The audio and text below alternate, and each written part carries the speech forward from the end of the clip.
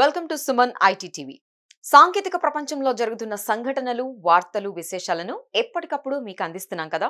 అలాంటి మరో ఆసక్తికర అంశాన్ని మీకు ఇప్పుడు చెప్పబోతున్నా. ఈ వీడియోను చూసే ముందు మా ఛానల్ను సబ్స్క్రైబ్ చేసుకోవడం మర్చిపోకండి. అలాగే టెక్ రంగంలో మీకు ఏ టాపిక్స్ కావాలి, ఎలాంటి వీడియోలు కోరుకుంటున్నారు కామెంట్ చేయండి. Online news and social networking platform X ను అన్ని సేవలు అందించే ఎవ్రీథింగ్ యాప్ గా మార్చాలని దాని యజమాని ఎలాన్ మస్క్ భావిస్తున్న సంగతి తెలిసిందే కదా. అందుకు అనుగుణంగా ఆ ప్లాట్ఫామ్ లో రకరకాల మార్పులు చేస్తున్నారు.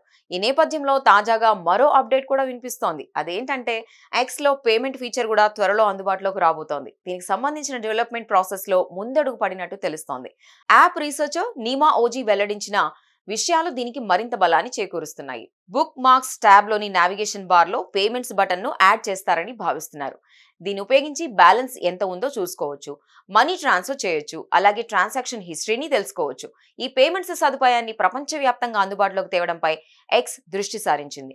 ఇందుకుగాను అమెరికాలో 30కి పైగా రాష్ట్రాల నుంచి ఇప్పటికే అనుమతి పొందినట్టు సమాచారం.